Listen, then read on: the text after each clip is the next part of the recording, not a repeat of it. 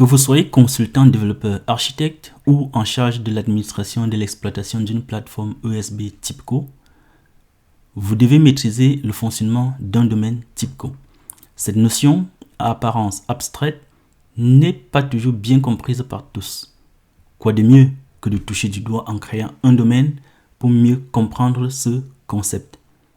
Je me présente Dieudonné Miafo, consultant architecte SOA ESB. Je suis spécialiste de l'intégration des applications d'entreprise.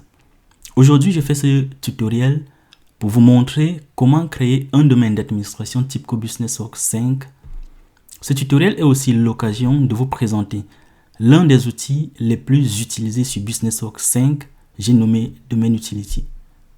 Avant de commencer ce tutoriel, voici la liste des produits TIBCO dont vous aurez besoin. TIBCO Rendez-vous, TIBCO Runtime Agent, TIBCO BusinessWorks 5, TIBCO Administrator, TIBCO Enterprise Message Service. Vous pouvez télécharger ces produits sur le site de TIBCO eDelivery si vous avez un compte support. Vous pouvez demander ce compte évidemment à votre entreprise. Une fois les prérequis au rendez-vous, qu'est-ce qu'un domaine au juste? De façon générale, qu'il s'agisse de Active Directory, de TIBCO en version 5 ou en version 6, un domaine est un ensemble de ressources partagées et administrées de manière centralisée. Cette définition est valide pour tout type d'annuaire. Les notions importantes ici sont la centralisation et le partage des ressources. Les ressources sont centralisées et partagées par les machines qui accèdent à un même domaine. Dans le cas qui nous intéresse, c'est-à-dire BusinessWorks 5, le domaine sera accessible à travers TIBCO Administrator. Qu'est-ce qu'on peut faire sur notre domaine? On peut ajouter des machines, mais pour ajouter des machines, il faut bien créer ce domaine. Il y a deux possibilités sur TIBCO BusinessWorks 5. Votre domaine, lorsque vous le créez, vous devez spécifier où seront stockées les informations du domaine. Il y a donc deux façons. Vos informations peuvent être stockées sur votre poste local ou alors les informations peuvent être stockées dans une base de données. Dans le cas d'un domaine avec les informations stockées en local, vous aurez besoin de rendez-vous comme bus de communication.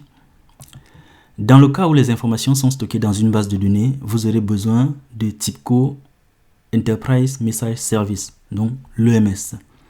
Une fois votre domaine créé, vous pouvez ajouter des machines. Vous pouvez donc ajouter une machine PW ou alors ajouter un serveur EMS et vous pouvez ajouter des machines de type adaptateur. Vous pouvez même ajouter plusieurs machines BusinessWorks. Donc, plusieurs machines peuvent appartenir au même domaine. Et toutes les machines d'un même domaine vont échanger les informations à travers rendez-vous ou à travers le bus de messages en fonction du data store que vous avez utilisé. Donc, lorsque vous avez tous vos serveurs dans un domaine, ces serveurs partagent les mêmes informations qui sont dans le data store en local ou dans votre base de données. Ici, je vous présente l'interface d'administration de TIBCO. C'est à partir de cette interface que vous allez manipuler les informations de votre domaine. Donc ça, c'est l'interface qui permet d'accéder au domaine. Cette interface va aussi vous permettre de déployer les applications dans votre domaine. Avant d'aller plus loin, je vais vous demander de vous abonner à ma chaîne. En fait, créer du contenu, ça demande du temps, de l'énergie. Alors, je vous demande de m'encourager en vous abonnant à ma chaîne. Donc, si tu veux vraiment encourager le travail que je fais, je te demande de t'abonner à ma chaîne. Et comme ça, nous passons à la phase pratique de notre tutoriel. Donc, nous passons à la phase pratique de ce tutoriel. Pour aller plus loin, je vais juste te demander de démarrer une invite de commande et puis de lancer TIBCO Domain Utility qui se trouve dans le répertoire bin de TIBCO Runtime Agent.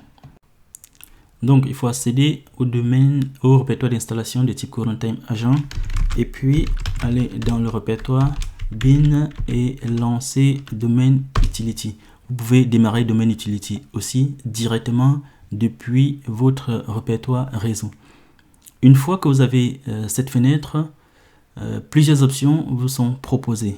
Pour continuer, cliquez sur Next et vous allez voir les fonctionnalités disponibles sur Domain Utility.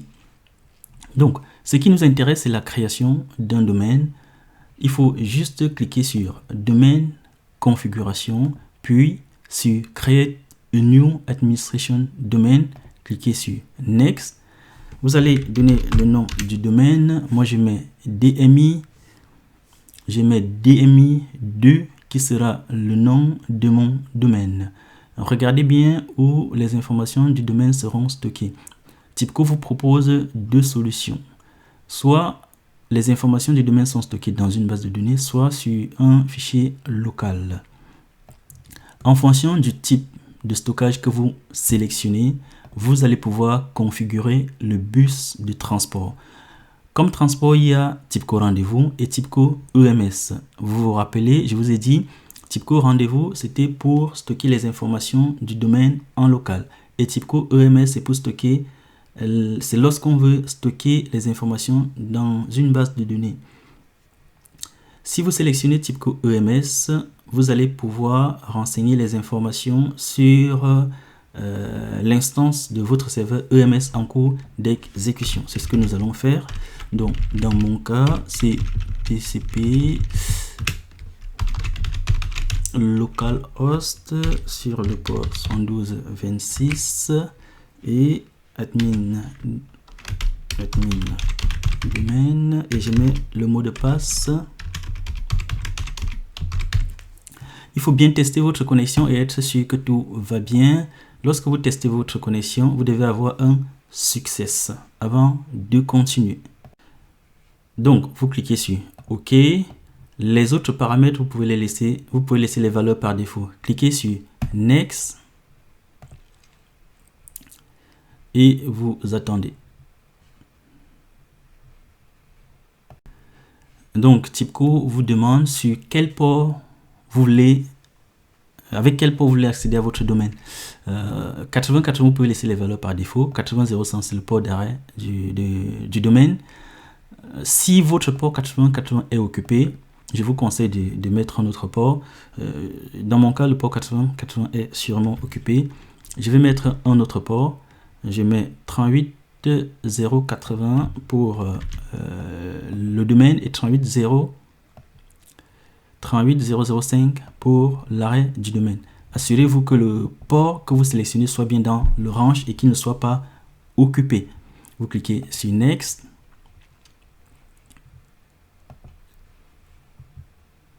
Donc, si le port est occupé, TIBCO va vous dire que le port est occupé. Dans ce cas, il faut le changer. Il faut mettre un autre port. Je vais mettre le 4. C'est certain que celui-ci, les deux ports-ci ne sont pas occupés. Allez, vous cliquez sur Next et il faut donner les informations de connexion à votre domaine. Donc, mon user, c'est Demitech.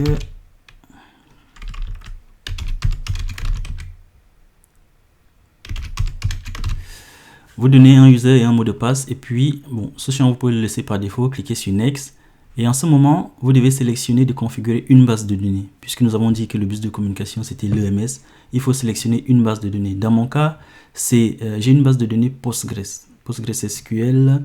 Il faut que je sélectionne le driver correspondant et que je donne les paramètres de connexion à ma base de données. Donc, renseignez les informations de connexion à votre base de données. Mettez bien l'URL, le username, le mot de passe et testez la connexion. Database paramètres verified. Donc, les informations sont correctes. Je vais cliquer sur Next pour voir le récapitulatif de toutes les informations que j'ai renseignées. Donc là, TIBCO me présente toutes les informations que j'ai renseignées. Et si je suis d'accord avec ces informations, je vais cliquer sur Next pour créer mon domaine. Et donc, j'attends la création de mon domaine. Voilà, mon domaine est créé. Qu'est-ce que TIBCO me dit? Bon, la configuration de votre domaine d'administration s'est déroulée avec succès. Voilà les deux instances qui ont été créées. Donc, il y a TIBCO Administrator et il y a TIBCO Org Agent. TIBCO dit Please start with NT Service. Démarrez ces deux services pour accéder à votre domaine. Donc, là, notre domaine est créé. Si vous voulez accéder au domaine, il faut bien évidemment démarrer TIBCO Org Agent et TIBCO Administrator.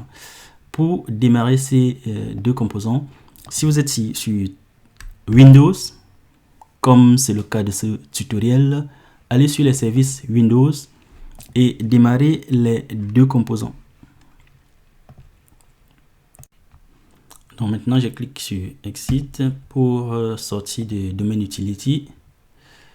Et je vais vous montrer quelque chose de très important. Ce que je vais vous montrer, c'est très important. Donc, TIBCO nous a dit, j'ai créé votre domaine. Veuillez démarrer TIBCO Org Agent et TIBCO Administrator. Je vais démarrer mon Org Agent comme demandé. Donc, là, il y a un problème. Pas au démarrage. TIBCO démarre et il arrête le process. La raison est simple. Si vous regardez les fichiers de log de votre Org Agent, il n'arrive pas à se connecter à l'EMS. La raison, c'est que le mot de passe qui est chiffré, il n'arrive pas à le lire.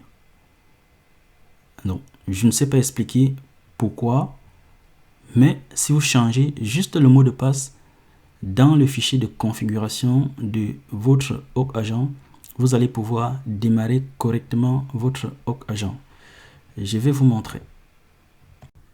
Donc, pour vous montrer, je vais prendre le fichier de log de Org. Nous allons comprendre ce qui s'est passé. Votre fichier de log de Org se trouve dans votre répertoire où vous avez créé votre domaine. Par défaut, c'est dans tra domaine et le nom de votre domaine. Vous allez dans le répertoire log et vous allez trouver le fichier org.log. Donc, qu'est-ce qui se passe? Ça, c'est à la création de mon domaine. Donc, configuration, blablabla, failed to connect to EMS server. Donc, il y a bien un problème d'authentification. Et il nous dit, donc, je n'arrive pas à me connecter avec le mot de passe, celui-là. Et c'est bien ce mot de passe qui lui pose problème.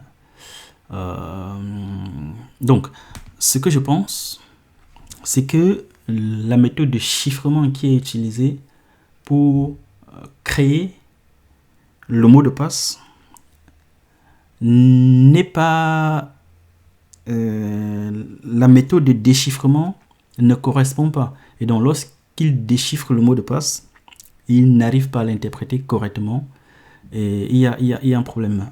Donc, la seule façon de démarrer votre domaine, c'est reprendre le mot de passe, le chiffrer et le remettre dans votre fichier de configuration Org Agent. Donc, quand je parle de chiffrer, c'est offusquer le mot de passe, comme on fait sur TIBCO. Voilà, vous faites ça, vous le remettez et puis ça va marcher. Curieusement, l'administrateur n'a pas de problème de mot de passe. C'est juste la connexion à l'EMS qui pose problème. Donc, on a bien un problème d'authentification au serveur EMS. Voilà. Je vais modifier le mot de passe et je vais redémarrer Org Agent et ça va marcher. Donc, j'ai redémarré mon Org Agent et regardez le fichier de log. Org s'est correctement connecté. Org a correctement démarré. Maintenant, je vais pouvoir démarrer mon domaine. Et sur le domaine aussi, il y a un problème. Mais vu que je fais ce tutoriel, je vous présente les problèmes que vous pourrez rencontrer. Comme ça, vous n'allez pas passer du temps à chercher. Donc, si vous démarrez votre domaine, ça ne va pas marcher. et à un moment donné, ça va rester sur démarrage. Ça va rester sur démarrage. Pour comprendre pourquoi ça ne démarre pas, il faut ouvrir le fichier de configuration de votre domaine. Donc ça se trouve dans la configuration par défaut, c'est type co-administrateur domaine, le nom de votre domaine, bin, et vous ouvrez le fichier type co-admin, le nom de votre domaine, .tra. Vous allez voir ce qui se passe. Donc ça, c'est le fichier de configuration qui a été créé. Je vous fais remarquer deux choses. Il manque la référence à l'EMS. Si vous cherchez dans ce fichier, vous ne trouvez aucune référence à l'EMS. Cette référence n'est pas ajoutée. Il y a un autre problème. Sur mon répertoire, j'ai deux versions de Awk. J'ai la version 5 et la version 6. Et lorsque vous avez les deux versions, par défaut, TIBCO prend la version 6. Et TIBCO prend la version... Donc, je reprends. J'ai deux versions de Java. J'ai deux versions de Awk et chaque version de Awk est installée avec une version de Java. Voilà. Et donc, je me retrouve avec deux versions de Java. La version JRE 64.11 et la version 8. Mais pour la création de mon domaine, c'est la version 11 qui est prise en compte. Et ça ne marche pas si vous essayez de démarrer votre domaine. Donc, deux modifications à faire. Vous ajoutez la référence à l'EMS et vous modifiez la version de Java pour bien pointer sur Java 8. Donc, ce sera 1.8.0 et non la version 11. Si vous ne faites pas ces deux choses, votre domaine ne va pas fonctionner. Vous n'allez pas pouvoir démarrer votre domaine. Je vous le dis pour que vous ne passiez pas du temps à chercher. Voilà. Je vais faire ces deux modifications et je vais démarrer votre domaine juste pour vous montrer comment on accède à TIBCO Administrator. Bon, avant de faire la modification, je vais quand même vous montrer le démarrage du domaine sans modification. Voilà, dans mon domaine c'était bien DMI2. On lance le démarrage.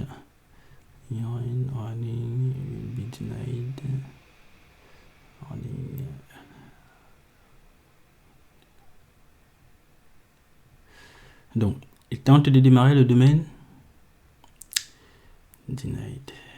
Il tente de démarrer le domaine et ça va rester à ce statut. Si vous démarrez le domaine directement depuis la liste des services, le statut à un moment donné va rester sur démarrage. Et là, vous ne pouvez plus rien faire. Donc, voilà. Comme je vous le disais, il n'y a aucune référence à l'EMS. Donc, on a un problème de librairie EMS et c'est ce que TIBCO vous dit. Voilà. Et donc, votre domaine ne peut pas démarrer si vous n'effectuez pas les modifications dont je vous ai parlé. Donc, deux modifications importantes dont je vous ai dit. Ajouter la référence à l'EMS. Modifier la version de Java pour bien pointer sur la 1.8.0. Une fois que vous avez fait ça, vous pouvez démarrer votre domaine. Voilà, vous pouvez démarrer votre domaine et vous allez voir la magie s'opérer. Voilà, donc j'ai lancé le démarrage de mon domaine. On va attendre que ça charge. Voilà, donc ça commence très bien. Il nous dit, j'ai réussi à me connecter à l'EMS. Maintenant, je déploie le domaine. Donc, il va se mettre à déployer tous les fichiers GSP. Voilà, là, il commence à déployer le domaine. Et nous allons pouvoir démarrer votre domaine. Remarquez le port que j'avais mis au début, 48080. C'est bien le port de mon domaine d'administration. Voilà. Quand il va finir de déployer, nous pourrons accéder à notre domaine et déployer nos applications. Si nous avons des applications à déployer, évidemment, on fait un domaine parce qu'on doit déployer les applications. Voilà, donc il a fini de déployer notre domaine. Nous pouvons accéder au domaine. C'était très important que je vous montre cette modification parce que si vous n'effectuez pas ces modifications, votre domaine ne va pas fonctionner. Et remarquez que vous rencontrez ce problème uniquement si vous avez installé TIBCO Awk 6. Parce que c'est TIBCO Awk 6 qui vous ajoute Java 11. Si vous n'avez pas TIBCO 6, vous n'avez pas de Java 11 sur votre poste et vous n'avez pas de problème avec la référence Java. Que ce soit bien clair. Maintenant, nous allons accéder à notre domaine. Avant d'accéder à votre domaine, je vais juste vous dire que vous pouvez retrouver ce tutoriel sur miafo.net. L'article est déjà disponible depuis le 20 juin et donc vous pouvez retrouver ce même tutoriel, exactement ce que nous avons fait sur miafo.net. Donc notre domaine c'est bien 48